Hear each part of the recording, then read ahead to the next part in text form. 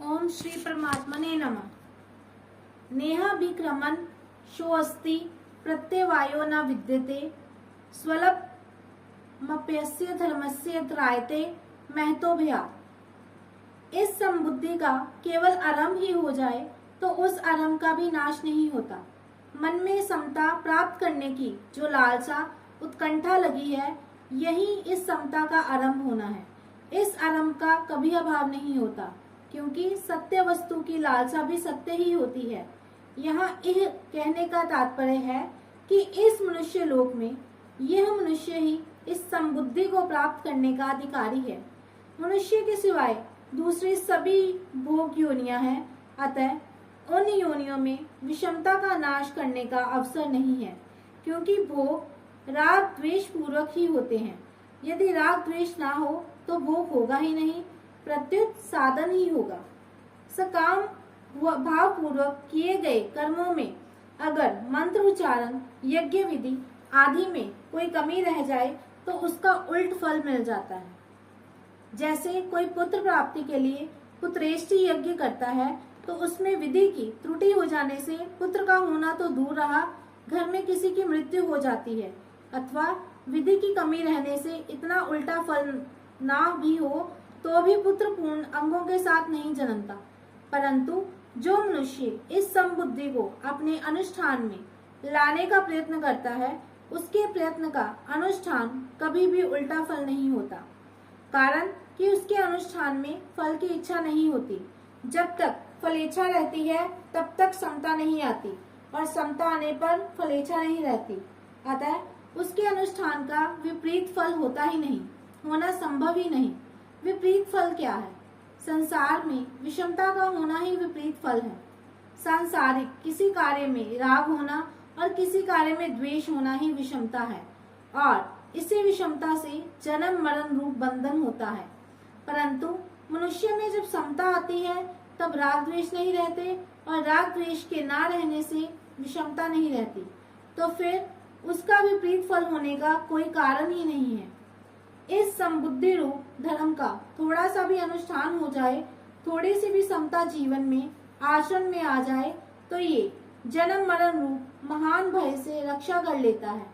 जैसे सकाम कर्म फल देकर नष्ट हो जाता है, ऐसे ये समता धन संपत्ति आदि कोई फल देकर नष्ट नहीं होती, अर्थात इसका फल नाशवान धन संपत्ति आदि की प्राप्ति नहीं होता। साधन के अंतःकरण में अनुकूल प्रतिकूल वस्तु, व्यक्ति, घटना, परिस्थिति आदि में जितनी समता आ जाती है, उतनी समता अटल हो जाती है। इस समता का किसी भी काल में नाश नहीं हो सकता। जैसे योग भ्रष्ट की साधन अवस्था में जितनी समता आ जाती है, जितनी साधन सामग्री हो जाती है, उसका स्वर्ग आदि ऊंचे लोकों में बहुत वर्षों तक सुख भोगने पर और मृत्यु लोकों में श्रीमानों के घर में भोग भोगने पर भी नाश नहीं होता। यह समता साधन सामग्री कभी किंचित मात्र भी खर्च नहीं होती, प्रत्युत सदा ज्यों की त्यों सुरक्षित रहती है, क्योंकि ये सत है, सदा रहने वाली है। धर्म नाम दो बातों का है, दान करना, प्याऊ लगाना, अन्न क्षेत्र खोलना आदि परोपकार के कार्य करना, और वर्ण आश्रम के अनुसार शास्त्र विहित अपने कर्तव्य कर्म का तत्परता से पालन करना। इन धर्मों का निष्काम भाव पूर्वक पालन करने से समता रूप धर्म स्वतः आ जाता है, क्योंकि ये समता रूप धर्म स्वयं का धर्म अर्थात स्वरूप है। इसी बात को लेकर यहाँ समबुद्धि को धर्म कहा गया है। समता संबंधी विशेष बात, लोगों के भीतर प्राय ये बात बैठी हुई है कि मन लगने से ही भजन स्मरण होता है, मन नहीं लगा तो राम राम करने से क्या लाभ। परंतु गीता की दृष्टि में मन लगना कोई ऊंची चीज नहीं है। गीता की दृष्टि में ऊंची चीज है समता। दूसरे लक्षण आए या ना आए, जिसमें समता आ गई उसको गीता सिद्ध कह देती है। जिसमें दूसरे सब लक्षण आ जाएं और समता ना आए, उसको गीता सिद्ध नहीं कहती। समता दो तरह की होती है, अंतःकरण की समता और स्वरूप की समता। समरूप परमात्मा सब जगह परिपूर्ण है। उस समरूप परमात्मा में जो स्थित हो गया, उसने संसार मात्र पर विजय प्राप्त कर ली, वह जीवन मुक्त हो गया। परंतु उसकी पहचान अंतःकरण की समता से होती है। अंतःकरण की समता है सिद्धि या सिद्धि में सम रहना।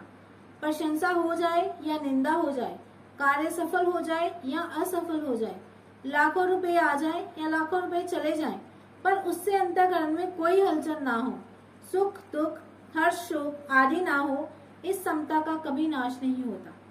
कल्याण के सिवाय इस समता का दूसरा कोई फल होता ही नहीं।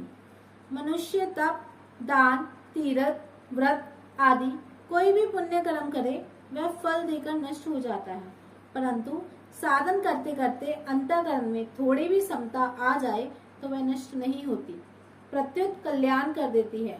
इसलिए साधन में समता जितनी ऊंची चीज है, मन की एकाग्रता उतनी ऊंची चीज नहीं है। मन एकाग्र होने से सिद्धियां प्राप्त तो हो जाती हैं, पर कल्याण नहीं होता, परंतु समता आने से मनुष्य संसार बंधन से सुखपूर्वक मुक्त हो जाता है। परिशिष्ट भाव। समता की महिमा भगवान ने 39वें 40वें श्लोक में 4 प्रकार से कही है। कर्म बंधम प्रहास्यसि, समता के द्वारा मनुष्य कर्म बंधन से मुक्त हो जाता है। नेहाभिक्रमणो शस्ति, इसके आरंभ का भी नाश नहीं होता। प्रत्यवायो न विद्यते, इसके अनुष्ठान का उल्टा फल भी नहीं होता। सवलपमप्यस्य धर्मस्य त्रायते महतो भयात्, इसका थोड़ा सा भी अनुष्ठान जन्म मरण रूप महान भय से रक्षा कर लेता है। यद्यपि पहली बात के अंतर्गत ही शेष तीनों बातें आ जाती हैं, तथापि सब में थोड़ा अंतर है। जैसे भगवान पहले सामान्य रीति से कहते हैं कि समता से युक्त मनुष्य कर्म बंधन से छूट जाता है। बंधन का कारण गुणों का संग अर्थात प्रकृति और उसके कार्य से माना हुआ संबंध है। समता आने से प्रकृति और उसके कार्य से संबंध नहीं रहता, अतः मनुष्य कर्म बंधन से छूट जाता है। जैसे संसार में अनेक शुभाशुभ कर्म होते रहते हैं, पर वे कर्म हमें बांधते नहीं, क्योंकि उन कर्मों से हमारा कोई संबंध नहीं होता। ऐसे ही समता युक्त मनुष्य का इस शरीर से होने वाले कर्मों से भी कोई संबंध नहीं रहता। समता का केवल आरंभ हो जाए, अर्थात समता को प्राप्त करने का उद्देश्य जिज्ञासा हो जाए, तो इस आरंभ का कभी नाश नहीं होता, कारण कि अविनाशी का उद्देश्य भी अविनाशी ही होता है, जबकि नाशवान का उद्देश्य भी नाशवान ही होता है। नाशवान का उद्देश्य तो नाश करता है, पर समता का उद्देश्य कल्याण ही करता है। जिज्ञासुरपि जोगस्य शब्द ब्रह्माति वर्तते, समता के अनुष्ठान का उल्टा फल नहीं होता। सकाम भाव से किए जाने वाले कर्म में अगर मंत्रोच्चारण अनुष्ठान विधि आदि की कोई त्रुटि हो जाए तो उसका उल्टा फल हो जाता है। ऐसी कथा आती है कि त्वष्टा ने इंद्र का वध करने वाले पुत्र की इच्छा से एक यज्ञ किया। उस यज्ञ में ऋषियों ने इंद्र शत्रुम विविधस्व इस मंत्र के साथ हवन किया।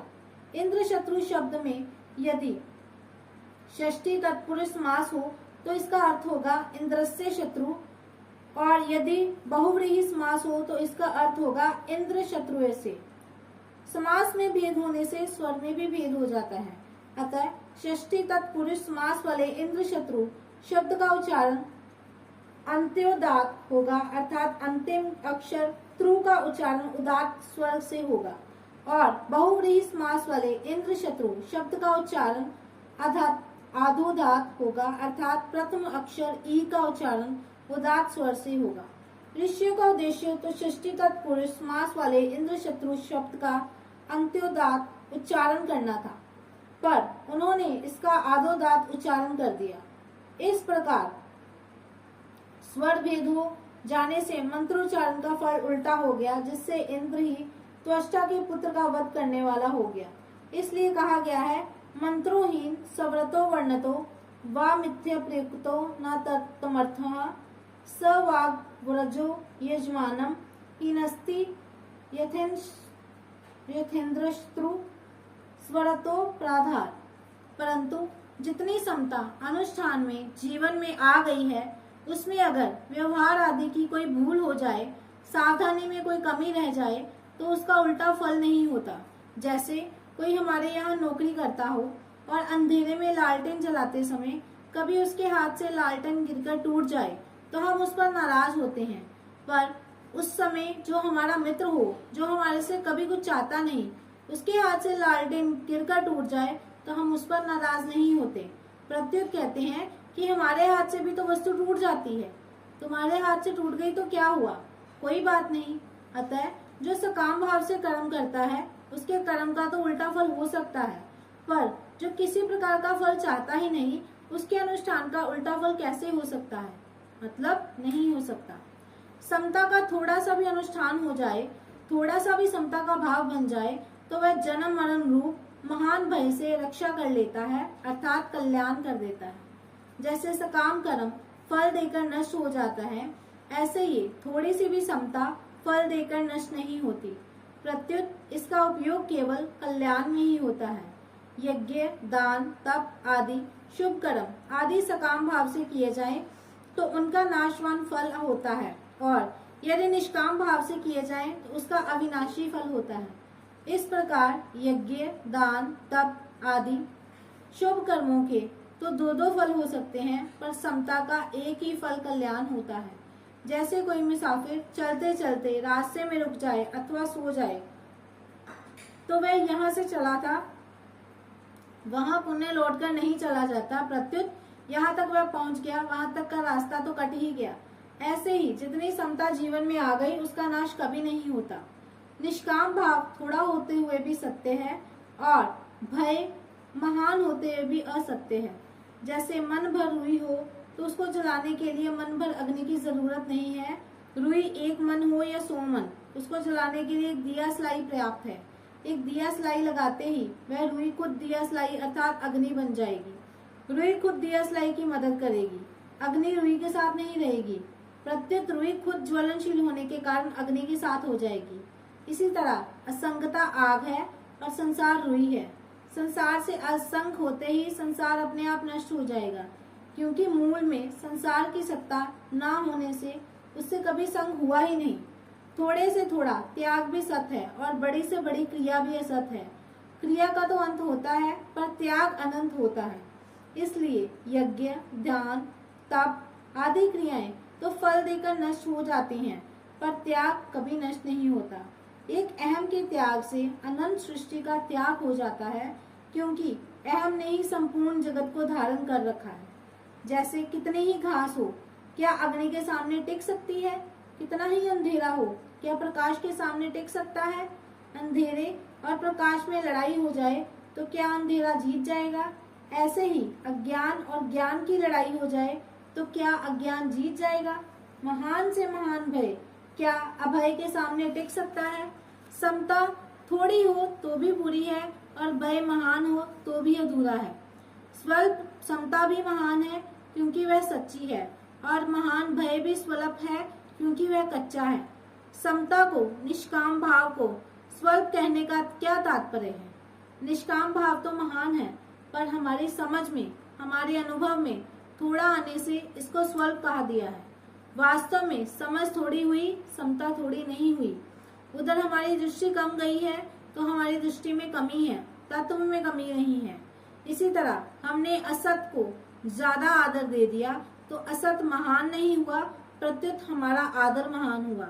इसलिए अगर हम सत का अधिक आदर करें तो सत महान हो जाएगा, अर्थात उसकी महत्ता का अनुभव हो जाएगा, और असत का आदर ना करें तो असत स्वल्प हो जाएगा। वास्तव में असत महान हो या स्वल्प, उसकी सत्ता ही नहीं है।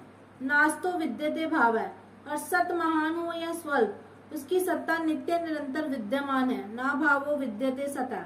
इसलिए उपनिषदों में परमात्म तत्व को अणु से भी, अणु और महान से भी महान कहा गया है।